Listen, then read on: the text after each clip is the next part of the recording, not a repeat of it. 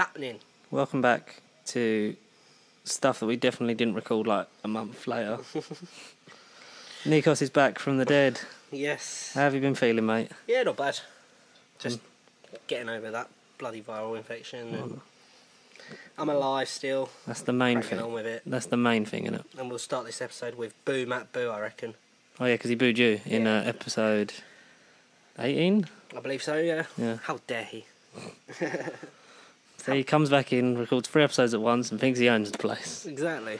But yeah, if you haven't guessed already, we're kind of trying to catch up. So we'll see how many episodes we can get done between us this week. Because you know, everything do next week as well. Oh yeah, well that makes it easier for doing next week's ones. And then we forgot that there was the midweek games this week, so then we're like fucking another one was it's Christmas and then like all the games at once. Then you got here, which sort of all happened at once. Yeah, just what you get over January is just ridiculous. Like the good thing is we can be better in our next season. Yeah, because we can work out all the kinks and we can see what we're doing. Oh, and the main thing is you're back training for your London Marathon that we're going to start putting. I am indeed. Links in for so that you can donate to. Tell us a bit about your cause. So running for Click Sergeant, which is a charity we deal with in Morrison's, help with young people suffering with cancer. Obviously we've got a work colleague whose daughter is suffering with leukemia at the moment. So my main run is running on behalf of like her daughter and like just supporting Click Sergeant for the amount of stuff that they're doing for like her and other people that have got children suffering.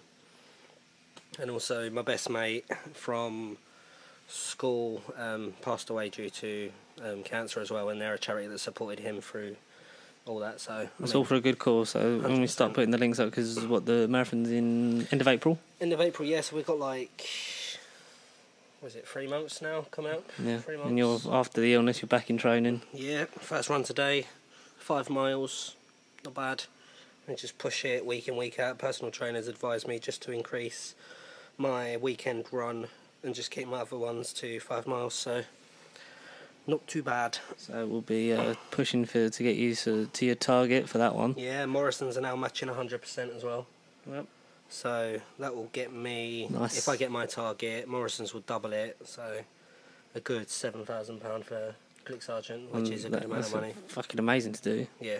And we'll hopefully be filming your run. Yes. We'll see how that goes. That'll be pretty decent to have on recording as well, just the distance and the time. Yeah. Because we're going to try and GoPro you up, and then I'll hopefully have a camera. Because we're meant to be following you, aren't we? Like, but on the tube, so yeah, I think depends how pissed I get. Follow me on the tubes and that. I mean, obviously, if you need it, switch tracker on and just follow where I am. Yeah. Like the location. And hopefully you don't fall over with the GoPro footage on. And then because that'd be really funny. Yeah, I'm going to crawl through the finish line, I reckon. Yeah. And then we've got a event after the marathon that Click Sergeant are doing for myself and my supporters to come to. So we'll be going to have some drinks and whatever after the run. And celebrate, and you'll be probably sleeping. No, I'll be getting a full body massage, so that's pretty cool. Yeah, that's nice. Get a full body massage. Pay extra for that. No, it's all in. And nice. then I'll get my Click Sergeant medal given to me at the event as well after. Nice one. So we look forward to hopefully getting some content in that, and for you obviously the main thing. I'll probably start a vlog over the next couple of weeks just to build up towards the marathon as well, so that'll be posted on probably Facebook, and if you want it to post onto... You can post it on here, yeah, post it onto YouTube as well. Yeah. Post it, we need views. We need views. Everybody, this is for good cause. Yes, watch. But no, it's all good. Yeah, so shall we get into, after doing your plug, which we're going to start leaving, so link in the description for your GoFundMe page? Yeah, GoFundMe. So we'll stick that down below, and that'll be in every one of these and the podcast ones from now. So anything that comes out after this one, we'll have it in that. Cool. Stick it in there. So go and donate to Nikos' cause for the London Marathon in aid of Click Sergeant. Yup. So, Matchweek 21 of Dead Air Specialist. It's been a while since you've done this. It has. Are you feeling a bit rusty? I sound a bit rusty, so I might as well feel it as well. There you go. So ease you off gently with Brighton 1, Chelsea 1. It's been going a bit topsy-turvy for Lampard the last few weeks. Yeah, I mean, he started off pretty well, didn't he? Mm-hmm. And then, I don't know, over this Was that short period we've had over, would you say Christmas period, it's caused the problems for him? He's lost like 8 games now or something? Yeah, I mean, would you class it as just a little hiccup that they've got? Is it more since they've had the news of being able to purchase players? I was thinking that maybe that sort of turned some people... purposely? But surely that would make you want to... Like, if they can buy players, you'd be like, oh crap, I need to perform so they don't go out and spend like 40-50 million on a player that, you know, because as much as they're young talent, they've proved that they're capable to play in the first team. So you'd want to sort of try harder, surely. Yeah, I mean, that's the main logic behind it, but... Maybe it's had the opposite effect on Lampard's coaching, I don't know. Yeah. But I doubt it, because he sort of always seemed to be in favour of the balance of, you know, experience and youth. Yeah. So doesn't just want to be... I mean, I recommend that they don't purchase anybody until next season. Just keep the team Unless you've it's got a keeper. and push. Yeah, definitely a keeper. Because Kepa's crap. I think we can Kepa's agree. a crap keeper. What did you make of the old Brighton game? Not too bad. I mean, Brighton got a result out of it, which they deserved. They looked like they played better football than Chelsea during the match. Chelsea didn't do too bad, but if you want to put them in, like, say, classing Chelsea as a top 6 team and then classing Brighton as mid-table, you wouldn't expect the result to be coming out like this in favour of Brighton pretty much, because Brighton pretty much got the point off of Chelsea. So I would say not a good result for Chelsea. They could improve, but Brighton done pretty well and they deserve to get themselves a point out of that match. Oh, definitely. Great goal from Jahan Bahakshish. Yeah, you can say his name because I'm not going to attempt that. Jahan Bahakshish. I'll get Hammy to teach me the name. Alireza. I'm just calling him by his first name because that's a bit easier, isn't it? Yeah, that's better. Brilliant bicycle kick. Chelsea, apart from their early goal from the corner, never really seemed to... they didn't look like they had that many chances. No. I didn't know whether that was just maybe or the way the highlights looked, but they seemed to be quite... Yeah, it didn't really look like they had... I mean, they might have had a fair bit of the ball, but it just didn't look... I mean, it was pretty much 50-50 on stats there. But they just didn't look like they had or took as many chances as they could have. And Brighton did keep pushing them throughout, especially the second half. They seemed to be getting right on top of them in terms of like they're playing the final third and stuff like that. Yeah. So, you know, well done to Brighton. Brighton have been a team like Wolves that have been doing quite well and slowly creeping up the table, which is nice to see that not every team just wins the same unless you're Liverpool, really. But, yeah, good result for the Seagulls. Burnley 1, Aston Villa 2.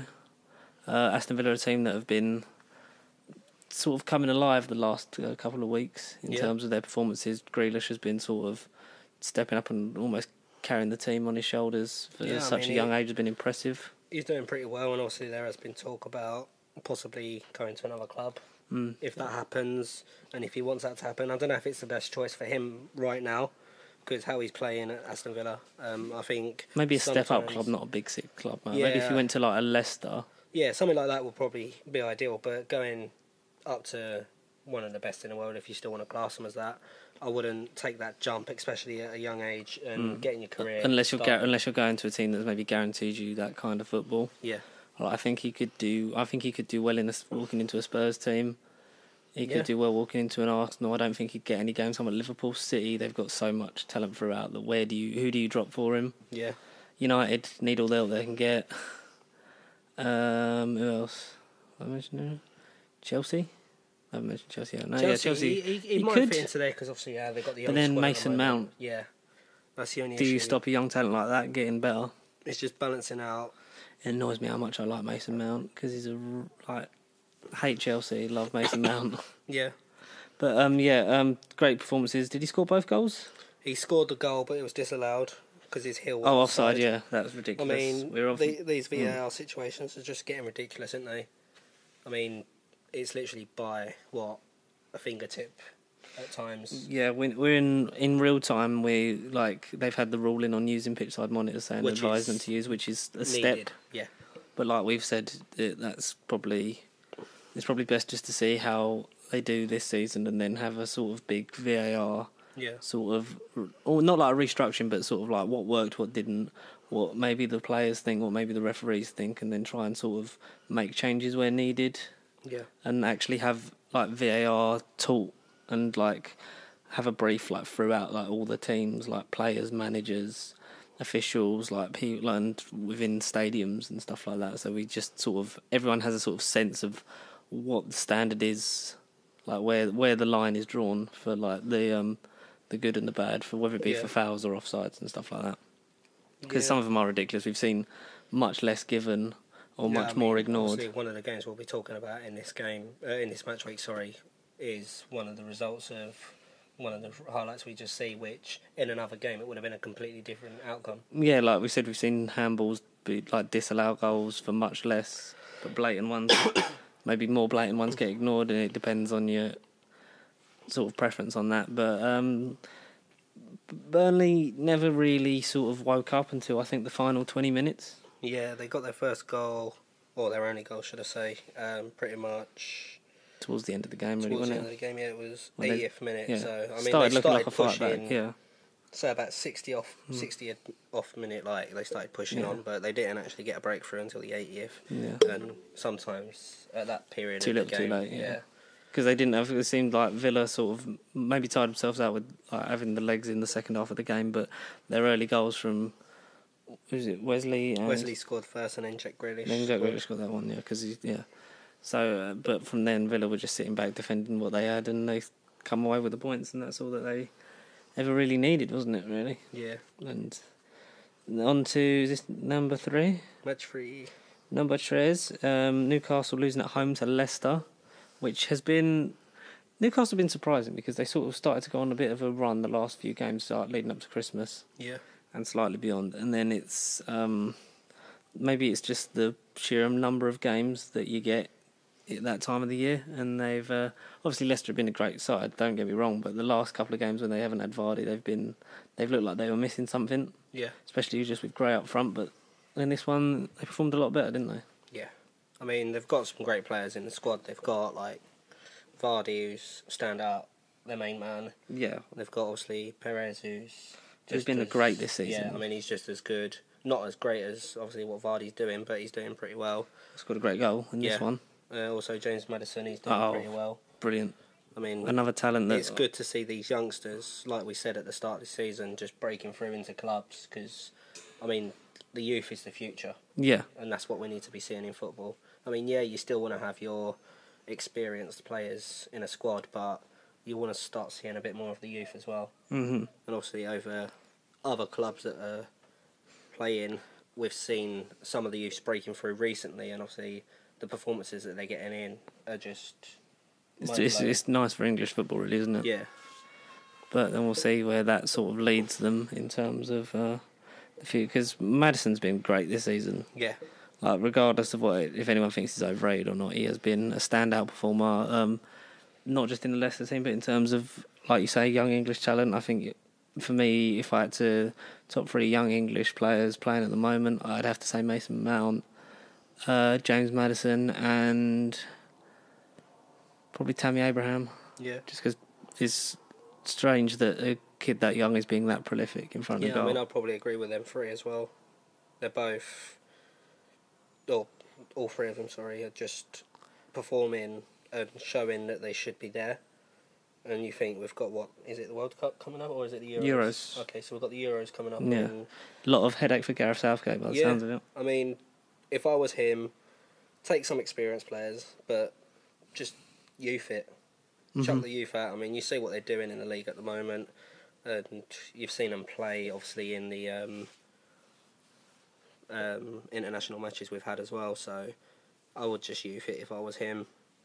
Chuck in some of obviously the experienced players, but focus on the youth and push. They can't hurt it, because we had a young squad at the World Cup, and now that did, and we seem to have better players. Players that seem to be just performing out of their skin for the age they are and the quality. So it's nice to see, as it is in any country, like when you see the homegrown talent breakthrough. Yeah. So fair play to... And Leicester just blew Newcastle away. Yeah. I mean, there was never... For a team that was playing at home, it was at the King Power Stadium. Like, Leicester just come out, high press, just great intensity to the game, and got their goals in, and job done. Yeah. Well deserved. It's very nice to see. What one we on? We're on Southampton, Tottenham. You lost that one. Yeah, we lost 1-0. I didn't. Danny Ings. Do you know what it was? It's because when I was editing that thing, I missed the goal. Yeah, Danny Ings scored a goal that, in my eyes, Gazaniga could have saved. It didn't look like he wanted to attempt to save it. Mm-hmm. So, I mean, Danny Ings has been really sort of doing his bit, hasn't he? Yeah, I mean, he's scoring at least every other game, and that's what you want. I mean, obviously, if they can score every game, that's the main thing. But scoring at least every other game, that's just what you want from your main man. Nice and prolific, especially for a team like Southampton. Yeah, he's doing pretty well. He's popping up and getting the goals. I mean, Spurs could have got a goal in the game, or they could have got a couple of goals in the game. Obviously, attempt skied by Alderweireld towards the end of the game. Yep. Which you had chances for Vertonghen from corners. Harry Kane didn't seem to have his shooting boots on. Oh, no, sorry, it was Vertonghen who skied it. They're both the same. Both foreign, both from the same country. I can say that on foreign guys. Dele Alli was unlucky. He was making some great strides towards the other side because Harry Kane having his little scream about the potential penalty, even though no it was. It was the supposed handball incident in this game that sort of made us deliberate more on the standards of VAR in. Yeah, I mean, they went to VAR on that situation and they said that it was no penalty, which in another game we've seen... It was a lot more blatant than others we've seen. Yeah, I mean, he had his hand up in the air and the ball struck his hand. Maybe it wasn't intentional, but the new rules, I'm sure, if the ball touches your hand in the box, it's a penalty. Yeah. And obviously we've seen players who have had their hands down on the floor, down to their sides, and obviously it's been given. So it's a bit ironic that it wasn't given. Yeah, like where's the standard drawn for that kind of stuff? But then it's it's something that we're not going to have worked out until maybe next season, where where everyone gets a bit comfier with it, don't they? Yeah, they've put that push on VAR so far, so it can only improve. Things can only get better, but I know you've never been a fan of Mourinho since he took over. Yep. Does this cement that for you, or is this what you've kind of expected? I mean, I'm gonna back him because he's our manager, and obviously you have to back the person in charge. But I don't like. Oh, do you? Can you tell some Arsenal fans that, please? You have to back who's in charge. I mean, as much as you don't like him, you have to back him because you're not going to be able to change it. I mean, there could be thousands of your supporters that are feeling the same, but it's not down to you. You can't make that change. And if he does go, then happy days from me. If he doesn't go, then... He seems to be annoying people a lot quicker than he normally does. Yeah. Yeah, I mean, if he stays, if he does start getting performances out of the teams and whatever, then I'll be happy. But I will never I'll never be a fan of his. I'll back him, but I'll never be a fan. Yeah, right. He's got players like Dele Alli to really come out of the show and start performing again. Yeah, and you seem to be a lot better going forward. But ironically, for a man who is so key on defence, you're just not keeping clean sheets. No, I mean, is that down to the players or is that down to the setup? I'm going to stick it to a few things. With Spurs, I don't know if many other teams do it, but Spurs like to play the ball back when they've won possession and stuff, and I'm just not a fan of that sort of style of play. Why, if you've got the ball halfway into the opposition's half, why would you then go all the way back to your goalkeeper? I mean, not that that's the reason why they're conceding, but that's just not the style of play that they should be playing. They should just be attacking. Yeah. And obviously, Gazaniga, he's had a few sloppy attempts when it comes to goals and just not attempting to save it in this game. But is it something that's him? Is it the defenders? Is it the team?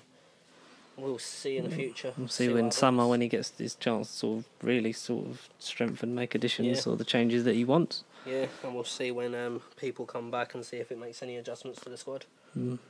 A team that's been really flying low this season, Watford got a win against Wolves. It's a really good win for them as well. Mm-hmm. A Wolves side that's been, as far as we've said, overperforming in terms of what they've got. They've got a great squad of players, got a great manager, and they've been doing really well in terms of the results they've been getting.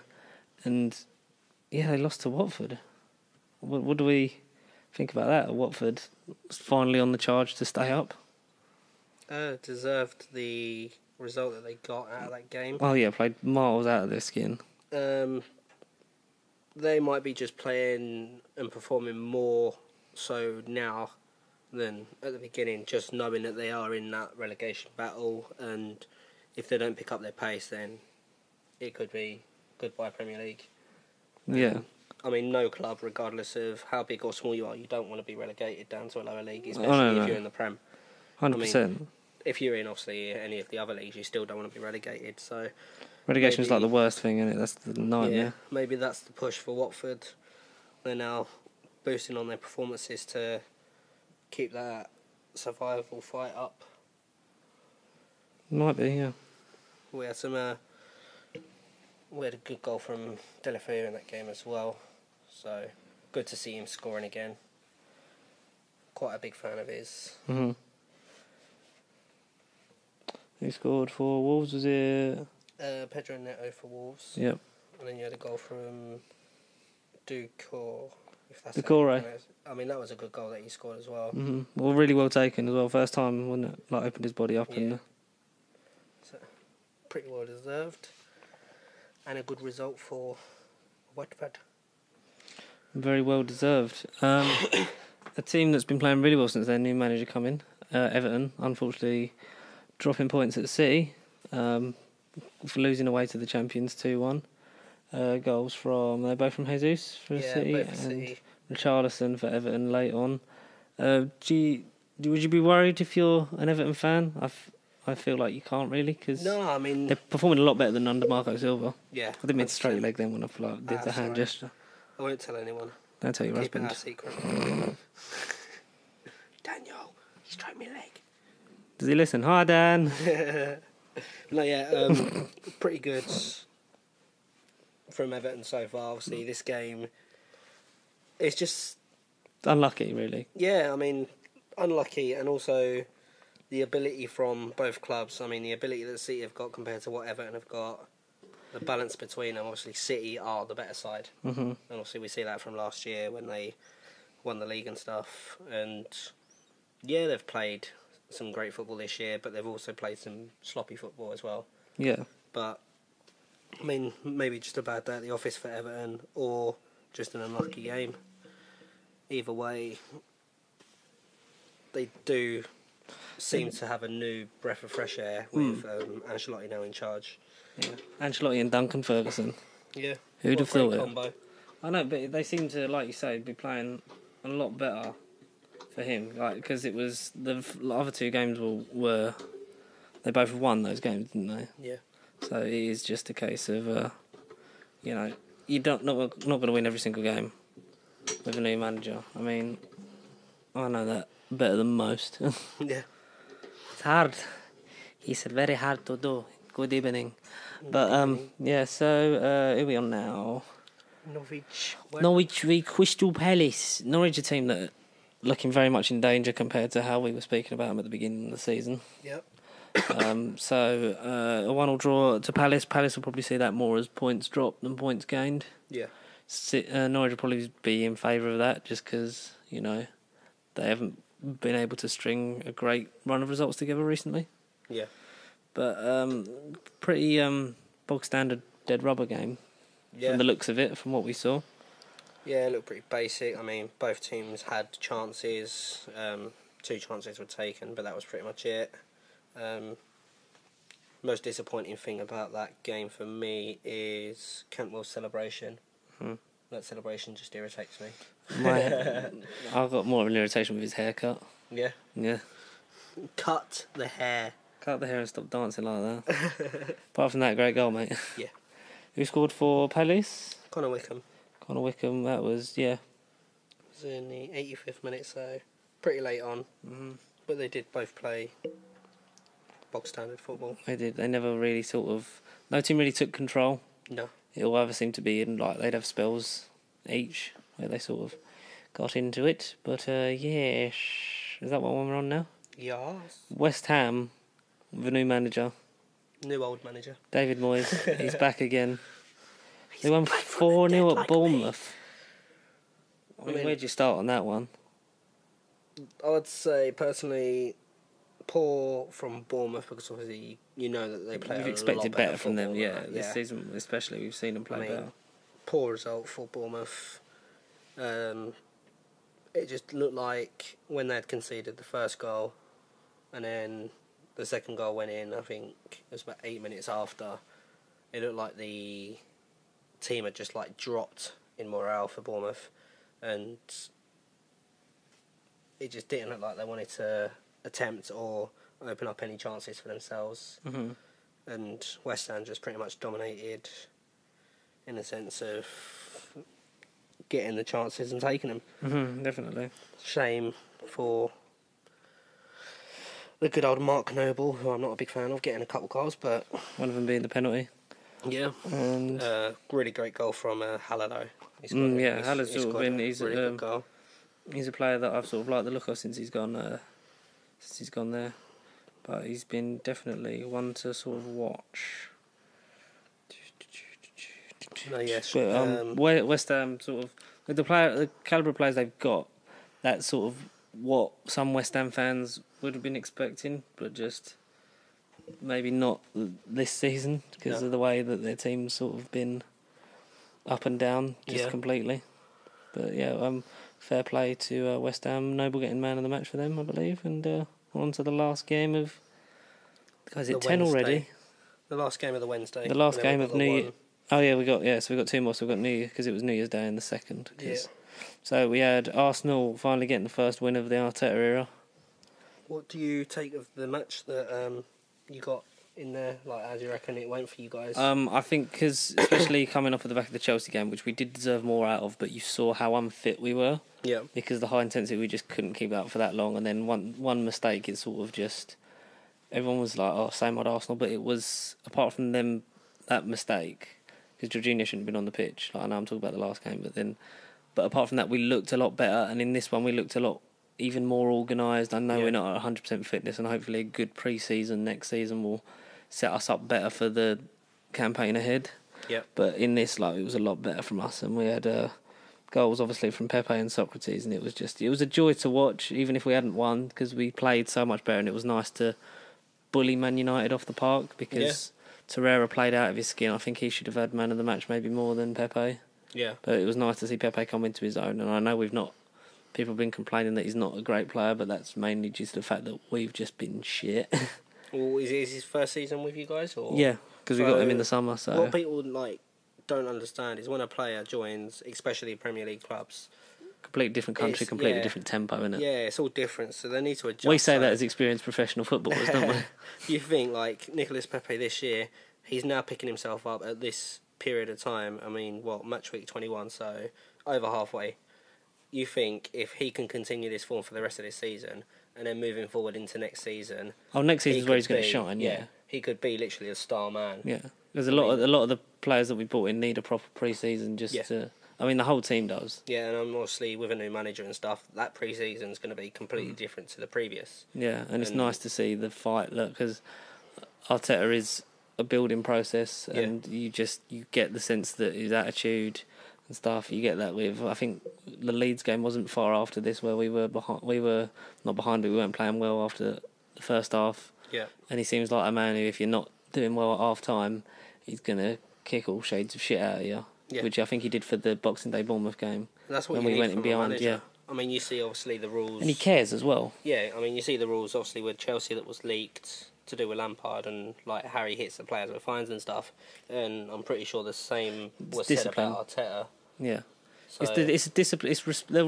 They'll respect you if you're doing your job, but also it's discipline. They expect you to work hard because you're at work. Yeah. You can have fun all the live long day, but you've also got to put in your shift and work hard. You need to And I've seen the team actually sort of just putting up some fight, and I don't mind losing a game. I hate losing games, but I don't mind us losing a game as long as we've put all the effort in, and the other team's better on the day, because then you can just hold your hands up and say, look, we weren't that good. We played really well, but the other team were just miles ahead of us. Yeah. There's not really any argument, but when I know that we can do better and we're not, that's when it's obviously a lot more. But that's the same for any support, really. Yeah. So the final game of Matchweek 21. Liverpool 2, Sheffield United 0. As Matt was saying in the previous episodes, it's the reason we don't say a lot about Liverpool is what else can you say that hasn't been said? Yeah. it's such a high level of quality throughout that squad. Like, not just in the first team, but also the players on the bench and just everyone. Yeah. Can they keep it up and go unbeaten? I want to say no because I don't want them to go unbeaten, but That'll make them even more insufferable. It probably will happen. Oh yeah, at this point it does look likely, but it's also like it's hard anyway to do it in a season. But they're going to have because with us, like I think we were out of the Champions League and out of the FA Cup right soon, so we didn't have that many games back end. Yeah. But where they're doing well in everything, the league's going to be the thing they win first. Yeah. And maybe you like most of the time your attention drops off on something when you've already won it because you're like, well, we don't have to do anything else because we've won it. No one's going to catch us. Yeah. And where they're going to be focusing on stuff like Champions League, like getting through to the later stages of that, obviously like the cup competitions, chances to literally win. They could literally win everything, but it's whether or not they can do it. I don't see them keeping up for everything, and I'd like for them not to go unbeaten just for, it's all I have left. Yeah. But, what else can you say? Sheffield United never really stood... I don't think anyone stands a chance. No, I mean... As well as they've done this season coming up. I mean, good to only lose by 2 goals in the game. They seem really well organised as well, Sheffield United, and it was just them days where everything was falling Liverpool's way, like the shots were... They were just getting the opportunity in the space and just... I mean, the possession stats in that game is just ridiculous, though. I'd like to say on another day that, they could have won, but I think for a newly promoted team to play that well against essentially this year's champions, it's, it's a hell of a performance, and just Liverpool look unstoppable. Really good. Will we do our table and then Player of the Week? Yes. Premier League table for Matchweek 21. Go on, hit us with it. We'll been a while. Go from the bottom. Go from the bottom. Yep. So, from 20th upwards, in case you don't know. 14 points for Norwich in 20th place. Watford have put themselves up a little on 19 points in 19th. So, putting a fight in there now. Bournemouth are down in... Jeez, Bournemouth for 18th? With 20 well, points. They were. I don't know where they are now. 17th is Aston Villa on 21. Jesus. West Ham United in 16th with 22 points. Fuck. Burnley 15th with 24. And Brighton are also on 24 points, but above them on goal difference. Newcastle, Southampton and Everton are 13th, 12th and 11th, all separated on goal difference with 25 points. Arsenal down to 10th. We're in the top half! You've gained yourselves up in the table, 27 points. Yeah, we're in the top half! Crystal Palace 9th with 28. Sheffield United in 8th doing place fucking with well, 29. 8th at this point. I mean, just coming up and being in that position as... Like, I would take fucking that any Wolves day. as well. They're not that far behind you, are they? Yeah, Wolves and Tottenham both on 30 points, but Spurs are above them on goal difference. United in 5th with 31 points. Chelsea 4th with 36.